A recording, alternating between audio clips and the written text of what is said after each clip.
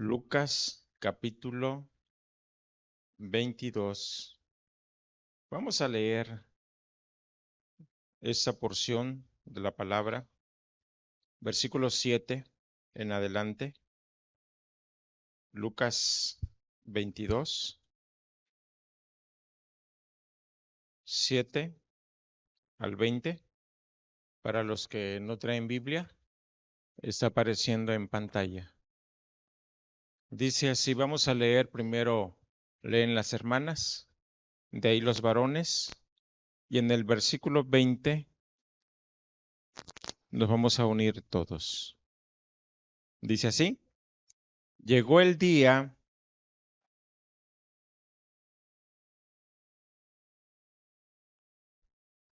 y Jesús envió a Pedro y a Juan diciendo, id, preparadnos la Pascua para que la comamos. Él les dijo, he aquí, al entrar en la ciudad, os saldrá al encuentro un hombre que lleva un cántaro de agua. Seguidle hasta la casa donde entrare.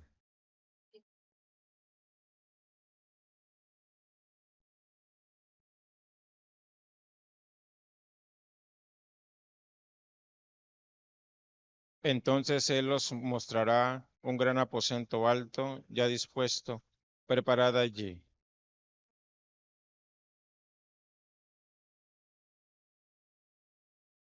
Cuando era la hora, se sentó a la mesa y con él los apóstoles.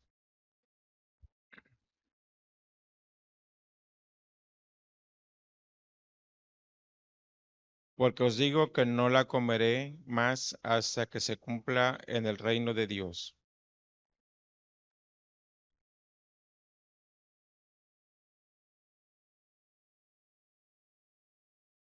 Porque os digo que no beberé más del fruto de la vid hasta que el reino de Dios venga.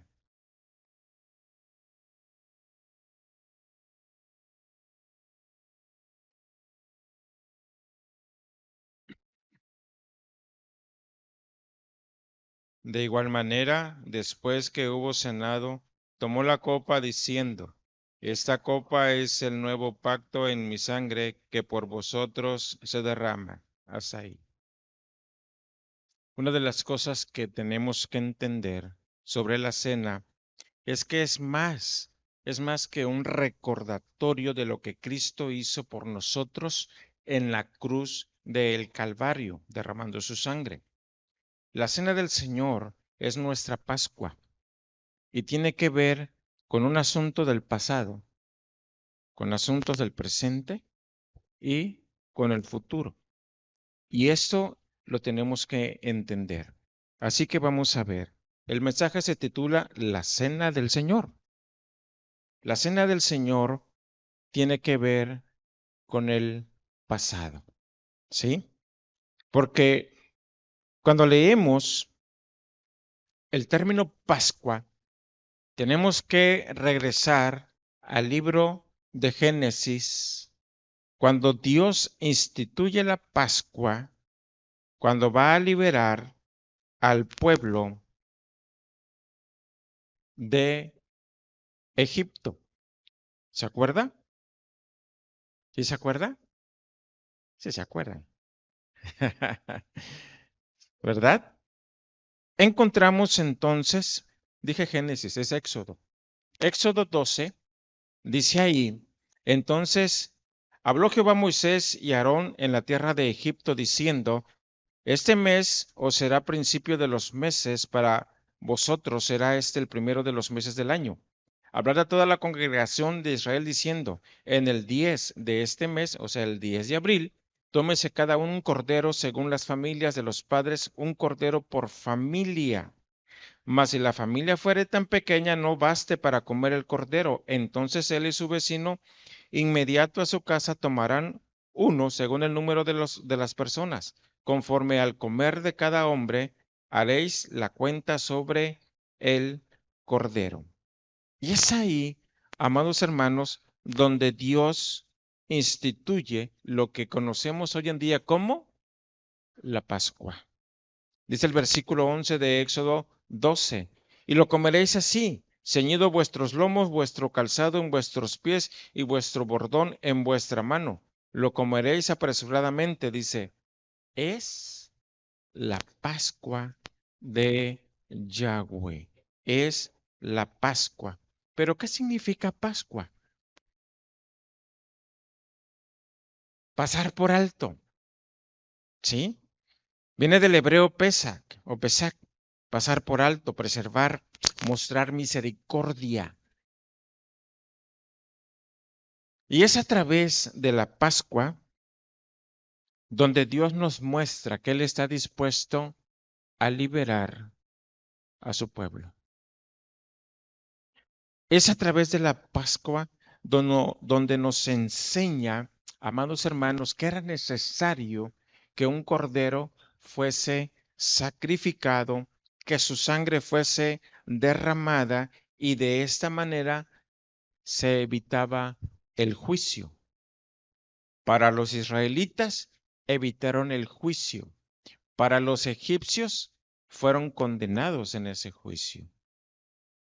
Hoy podemos ver que el sacrificio del Cordero de Dios, que es Jesucristo, es lo que libra a la gente del juicio eterno. Ayer le decía a Vale, le decía, simple, es muy simple. El mensaje de Dios es simple. ¿A dónde te quieres ir? ¿Para arriba o para abajo? ¿A dónde te quieres ir? Y ella me decía, para arriba. Le digo, pero si te quieres ir para arriba, tú le tienes que entregar tu vida a Cristo. Porque la Pascua, amados hermanos, es un pacto que se hace con Dios.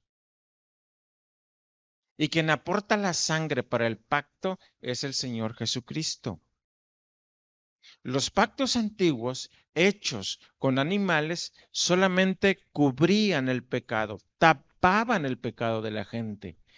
Pero con Cristo no solamente es tapado, es totalmente quitado, es totalmente borrado, es totalmente eficiente la sangre del Señor. Y aparte de ello dice la Escritura que Cristo murió solamente una vez y para siempre. Así que la sangre de Cristo es tanto eficaz como eficiente. Cuán importante es entonces entender que la Pascua me recuerda lo que pasó en Egipto, cómo Dios liberó al pueblo de Israel, cómo les dio la libertad a través de su poderío, mostrar su grandeza, los milagros que él hizo, las señales, pero al final de cuentas tuvo que haber un cordero sacrificado. Era la única manera en que el pueblo de Israel evitara también el juicio divino. Hoy las cosas simplemente es aceptar lo que Cristo hizo. Cuando Cristo, abre tu Biblia en 1 Corintios 11, por favor abre tu Biblia en 1 Corintios 11,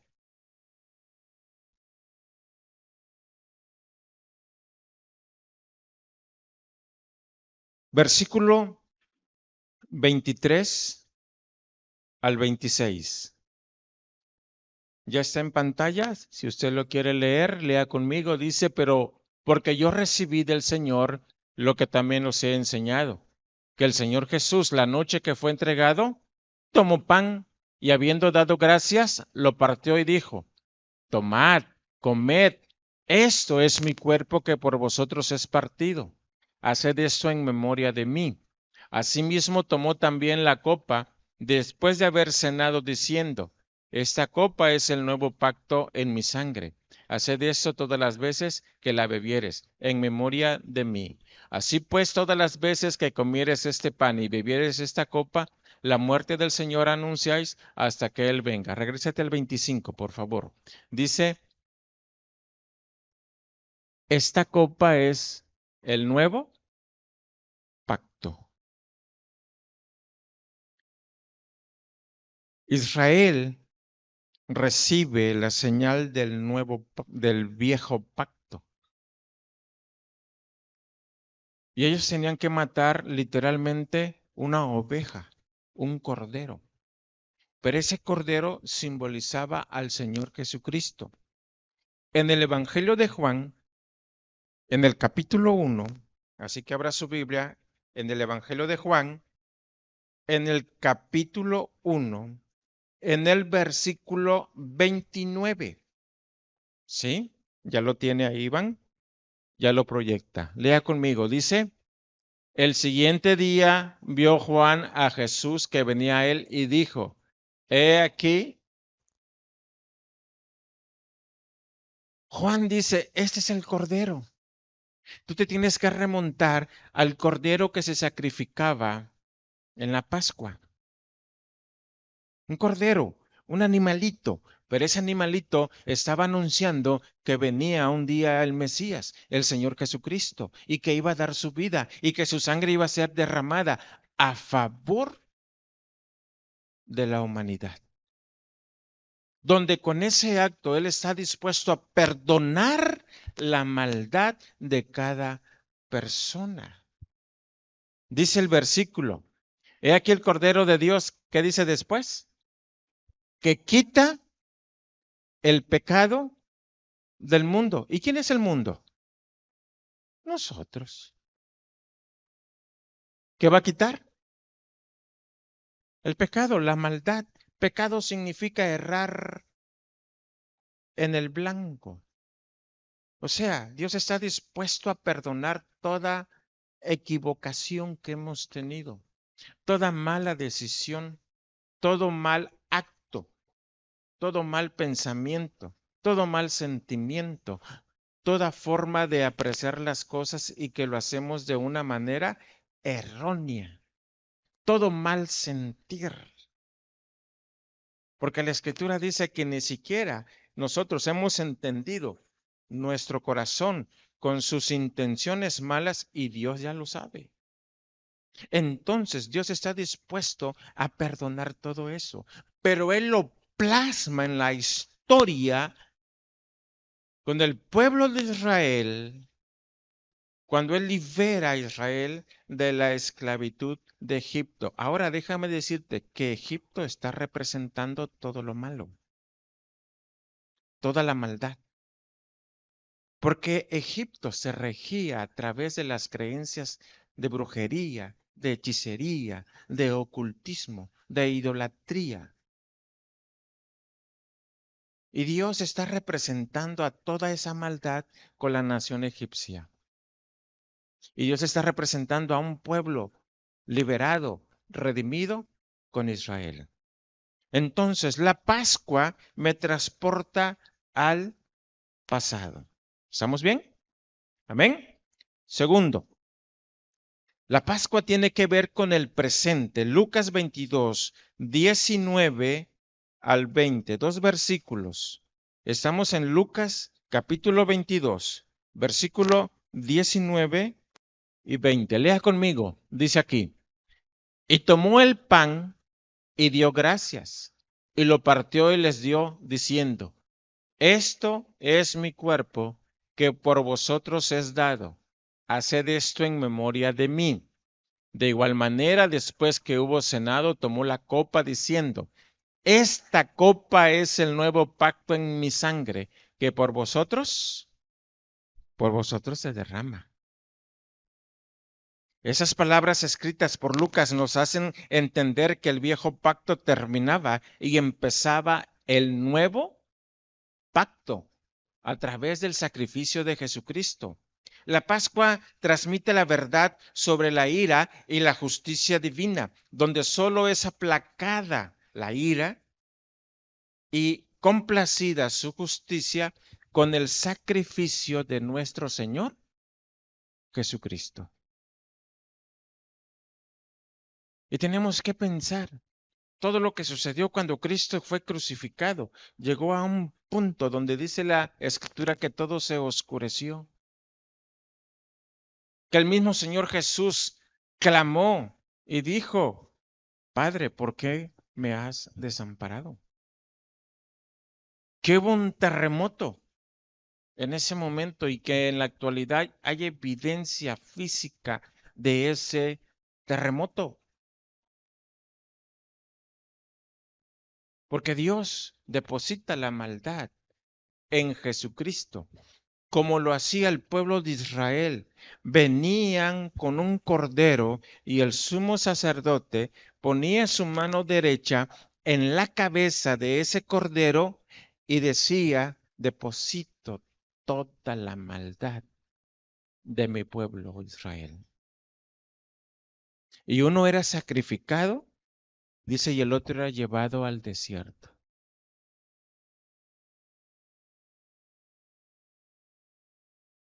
La víctima, porque dice ahí en Éxodo que tenía que ser limpia. Un cordero de un año, perfecto. No debería de tener ni siquiera un rasguño. Era lo mejor de lo mejor. Porque ese cordero estaba representando a Cristo. Y cuando Cristo muere, déjeme decirle lo que dice Primera de Pedro 2:22. Primera de Pedro 2:22. Lea conmigo, dice, el cual no hizo pecado, ni se halló engaño en su boca. Jesucristo, la Biblia dice que él no cometió pecado, porque es Dios mismo. Una de las invitaciones que Dios hace a nuestras vidas es que dice, sed santos porque yo soy santo. Entonces Él habla de la limpieza, Él habla de la santidad. Y el Cordero de Dios, Jesucristo, es santo, es limpio. Por eso la escritura en Isaías dice que Dios no acepta ninguna obra nuestra porque son como trapo de inmundicia. ¿Han visto ustedes un trapo de donde se limpia las manos un mecánico? ¿Cómo es? Negro. A lo mejor el trapo era blanco, pero con tanta grasa queda negro, sucio. La Biblia, Dios en su palabra dice, por muy buenas que sean nuestras acciones delante de Él, siguen siendo negras.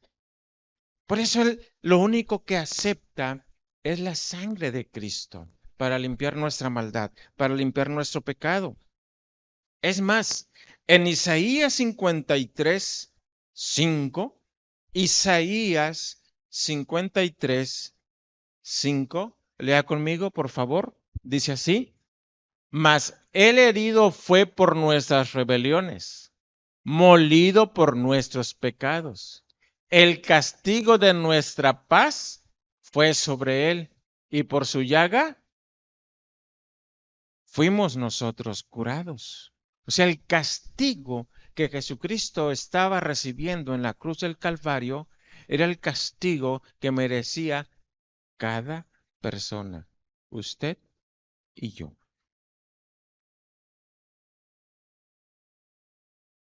Algunos me han dicho, yo no creo que haciendo una oración, yo ya sea salvo, porque lo hallo muy fácil. Bueno, Dios nos la puso fácil, pero para quien pagó la maldad no fue fácil. La Biblia dice que a Cristo le dieron azotes y cada azote tenía en la punta el flagelo o un pedazo de hueso o un pedazo de metal. Así que cuando a Cristo lo azotaban, se clavaba aquel metal o aquel hueso y desprendía partes de su carne. No, no fue fácil. Ahora, los romanos acostumbraban golpear desde la nuca hasta el tobillo.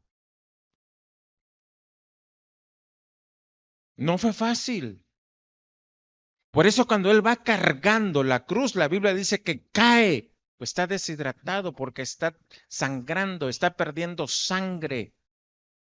Se está muriendo en el proceso de caminar a lo que le llaman el monte de la calavera. Caminó de donde lo sacaron hasta donde estaba aproximadamente 700 metros, casi 1 kilómetro. Por eso cuando los soldados romanos le van a quebrar las piernas, resulta que él ya está muerto. ¿Por qué se murió antes? Porque el desgarre que le causaron le provocó hemorragias que lo hicieron morir más rápido. No, no es fácil. El pago para que tú y yo hoy en día con una oración alcancemos salvación no fue fácil. Para Cristo fue un verdadero sacrificio, porque lo agarraron una noche, se lo llevaron, lo tuvieron todo un día, hasta la noche, y hasta el otro día lo crucificaron. Piensa, miércoles en la noche, jueves, lo crucifican el viernes, está en reposo sábado y resucita el domingo.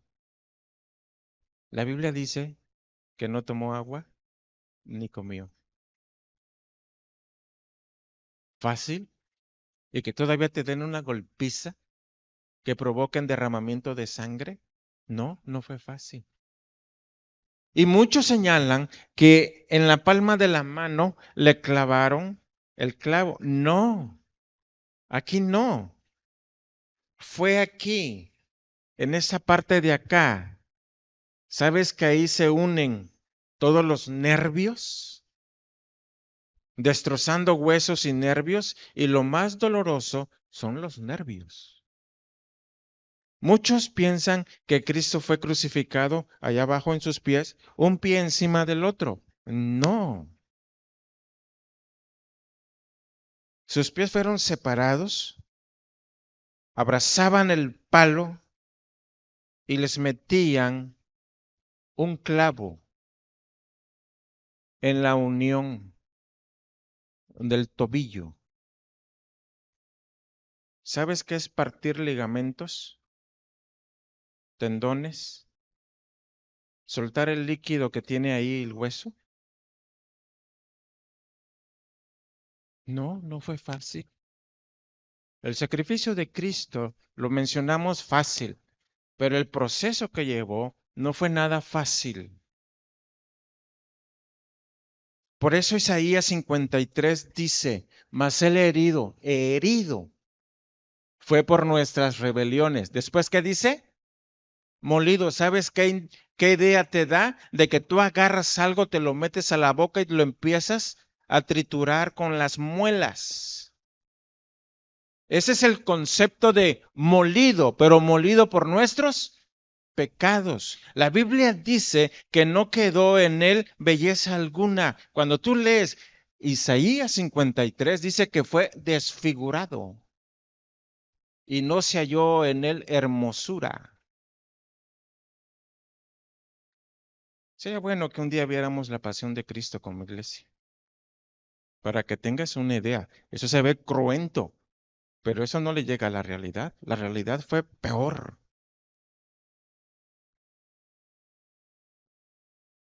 Por eso dice que su cuerpo representa el cuerpo de Cristo, el pan representa el cuerpo de Cristo. Y cuando tú lo metes a la boca, ¿sabes qué empiezas a hacer? A masticarlo, a molerlo. Y tienes que entender qué es lo que estás haciendo. Tienes que recordar que por tu pecado, por mi pecado, por nuestros pecados, Cristo sufrió lo que sufrió en la cruz. Llegó el fin a la cruz, pero todo el proceso, hermanos, es un largo proceso de sufrimiento. El vino representa su sangre derramada a favor del pecador. Con este derramamiento de sangre dio inicio el nuevo pacto, y que es el pacto eterno. El nuevo pacto da perdón absoluto y constante. Primera de Juan 1:7. Primera de Juan 1:7. Dice, lea conmigo. Hermanos, no os escribo mandamiento nuevo, sino el mandamiento antiguo que habéis tenido desde el principio. Ese mandamiento antiguo es la palabra que habéis oído desde el principio.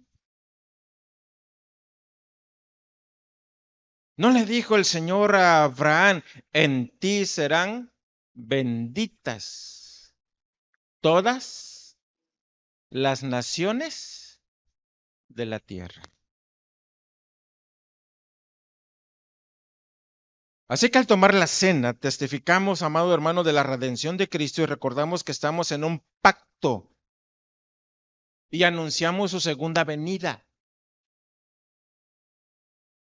¿Qué es recibir a Cristo? Recibir a Cristo es aceptar lo que Cristo hizo en la cruz del Calvario por nosotros.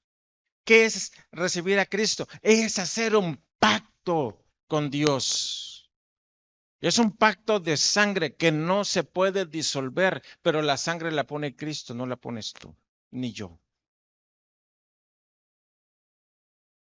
En Juan, Evangelio de Juan, capítulo 3, versículos 16, 17 y 18,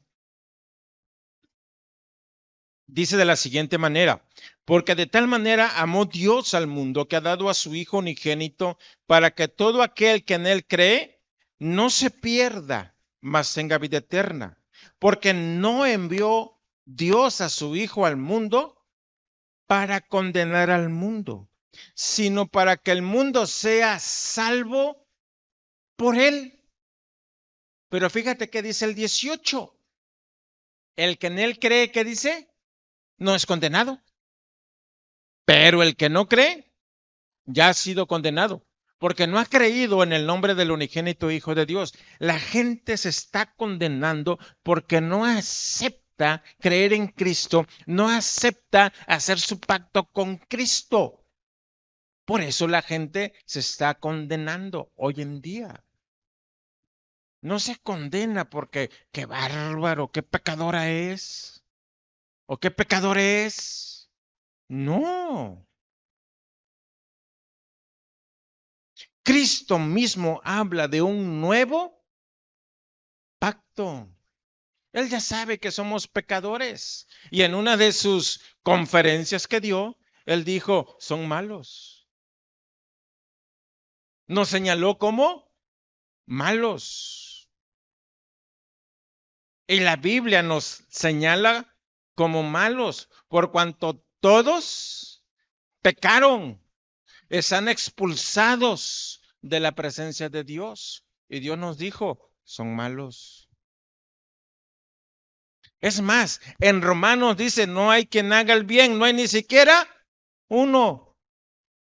No hay quien busque a Dios, ni siquiera uno. Dios tiene que andarnos buscando y nos manda, vayan y busquen a otros. Ahí vamos tocando puerta, y nos encontramos con gente, dice, no tengo tiempo. Algunos dicen, flojos, pónganse a trabajar. Así nos dicen.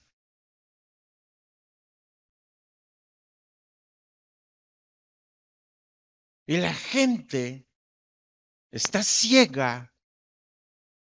Y dice, tengo mi religión. Pues qué bueno que tengas religión, pero si no pactas con Cristo te vas a ir al infierno con todo y religión. Porque no se trata de religión. Se trata de una relación con Dios a través de un pacto que Él ha establecido a través del sacrificio de Jesucristo. Y de esto no es nuevo. Dios hizo un pacto con Noé. Dios hizo un pacto con Moisés. Dios hizo un pacto con Abraham. Dios hizo un pacto con David. Y Dios hace un nuevo pacto a través de la sangre de Cristo. Esto no es nuevo. Lea Hebreos capítulo 8, Hebreos capítulo 9. Todo aquel que no ha hecho un pacto con Cristo, lo siento, pero se quedará afuera. Se va a quedar afuera, aunque tenga su religión. Y aunque sea domingo tras domingo tras domingo yendo a su respectiva iglesia, se queda afuera. Porque no es el hecho de asistir a la iglesia. No es el hecho de que estés leyendo la Biblia. Satanás se la sabe completa. Y no por saber la Biblia se va a salvar. No, el infierno se hizo para él. O el lago de fuego se hizo para él. Para los ángeles caídos, dice la Escritura.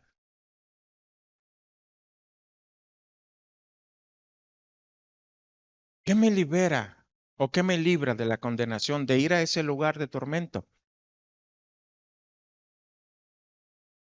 El pacto en Jesús. Creer que verdaderamente Cristo murió en la cruz del Calvario por mi maldad, que Él fue sepultado y que resucitó al tercer día y decirle, Señor, yo creo eso que hiciste por mí. Te entrego mi vida, Señor. Hago ese pacto contigo y acepto lo que me ofreces, vida eterna. ¿Así de fácil? Dios no nos la puso fácil, pero no es nada fácil, porque el precio que se pagó fue muy alto. Es más, el precio nadie la podía pagar. La Biblia dice que hay 4 seres vivientes que están delante de la presencia de Dios, que son seres de fuego, que todo el tiempo están en santidad continua. Ni siquiera ellos podían pagar el precio. Ese precio solamente la podía pagar Dios mismo. Por eso Dios toma un cuerpo y se hace humano a la vez. Y Él mismo paga el precio por la humanidad. Y ahí está. El que lo quiera aceptar, porque ni siquiera Dios nos hace manita de cochino, ¿verdad? Que nos diga, órale, acéptelo. No, Dios deja a la humanidad tomar su propia decisión. ¿Te gustaría hacer ese pacto con Dios? Esa es la invitación. Por eso la Biblia dice, o Dios dice en su palabra, muchos son los llamados, pocos los escogidos. Dios invita a todo mundo. Hay gente que se burla. Y hay círculos sociales que el peor tema es Jesucristo.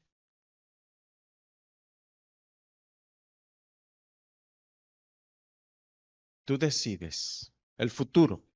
La Pascua tiene que ver con el futuro. La Cena del Señor tiene que ver con el futuro. Lucas 22, 14 al 18. Lucas 22, versículo 14 al 18. Lea conmigo. Dice, cuando era la hora, se sentó a la mesa y con él los apóstoles. Y les dijo, cuánto he deseado comer con vosotros esta Pascua antes que padezca, porque os digo que no la comeré más hasta que se cumpla en el reino de Dios. Y habiendo tomado la copa, dio gracias y dijo, tomad esto y repartidlo entre vosotros, porque os digo que no beberé más del fruto de la vid hasta que el reino de Dios, ¿qué dice? Venga. Hasta que el reino de Dios venga. Y usted se preguntará, ¿y por qué no mataron un cordero? Porque el verdadero cordero estaba ahí con ellos. Y hay un nuevo pacto y cambia Dios los elementos. Ya no es un cordero porque el cordero está ahí, el verdadero cordero está ahí con ellos, el Señor Jesucristo. En el futuro Cristo volverá Y eso lo sabe la gente, lo sabe la humanidad, que Cristo viene por segunda vez, pero ya no viene como Cordero. Ahora viene como Rey de Reyes. Y la Biblia dice que trae su cetro. O sea, Él es el Rey que gobierna y viene a realizar un juicio. Cuando esto suceda, y muy pronto sucederá, en Apocalipsis 19, versículos 6 al 9, se le llama las bodas. ¿Las bodas de quién? Del Cordero. ¿Y quién es el Cordero? El Señor Jesucristo. Y oí, lea conmigo, y oí como la voz de una gran multitud, como el estruendo de muchas aguas, y como la voz de grandes truenos que decía, Aleluya, porque el Señor nuestro Dios Todopoderoso reina. Gocémonos y alegrémonos, y démosle gloria, porque ha llegado las bodas del Cordero, y su esposa se ha preparado y a ella se le ha concedido que se vista de lino fino, limpio y resplandeciente, porque el lino fino es las acciones justas de los santos. Y el ángel me dijo, escribe, bienaventurados los que son llamados a la cena de las bodas del Cordero. Y me dijo, estas son palabras verdaderas de Dios. Esta es una realidad que va a ocurrir.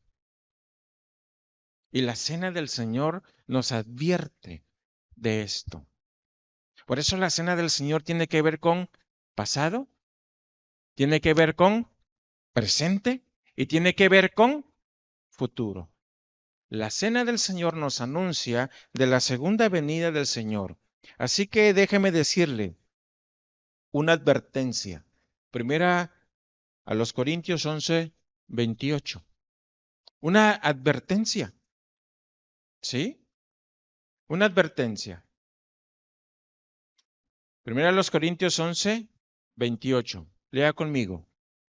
Por tanto, pruébese cada uno a sí mismo y coma así del pan y beba de la copa. Pruébese. ¿Quiénes pueden participar de la cena? Los que han aceptado a Cristo, se han bautizado y están en buena relación con Dios y su prójimo. Son los que pueden celebrar la cena del Señor. Aceptar a Cristo, bautizarse y estar en buena relación con Dios y su prójimo. Son los que deben de aceptar. Porque la Escritura dice, pruébese cada uno a sí mismo y coma así del pan y beba. En ningún momento dice abstente. Dios está demandando esa santidad. Dios está demandando una verdadera relación con Él y con el prójimo. En ningún momento nos excluye. Exige Dios que estemos en verdadera armonía. Vuelvo a repetir, ¿quiénes van a participar? Todo aquel que haya aceptado a Cristo, se haya bautizado en nuestra iglesia, porque la orden del Señor es, acepta a Cristo, haz tu pacto y después bautízate. Y es en buena relación. Son los que pueden participar. Vamos a orar. Padre, gracias porque nos permites reflexionar en tu palabra. Gracias porque nos das, Señor eterno, lo que la Pascua, o conocida también como Cena del Señor, es. ¿Cómo nos recuerdas el pasado, que fuimos rescatados de la esclavitud del pecado y que a través del pacto con Cristo hoy en día somos salvos? Y que vienes por segunda vez. Si hay alguien aquí que no ha aceptado a Cristo, que no ha hecho su pacto con Cristo, voy a hacer una oración simple, sencilla, pero hágala de corazón y haga su pacto con Jesucristo. Es Dios mismo. Repita, dice, Señor Jesús, en este día yo hago un pacto contigo. Reconozco que he quebrantado tu palabra de una u otra manera y te pido perdón. Te entrego mi vida o los derechos de mi vida. Te los entrego a ti y a partir de hoy tú eres mi Dios, eres mi Señor, eres mi Salvador. Y dame la presencia de tu Espíritu Santo. Tu ser, tu esencia esté en mi vida y transfórmame en una mejor persona. En el nombre de Cristo. Amén. Bendito sea el Señor.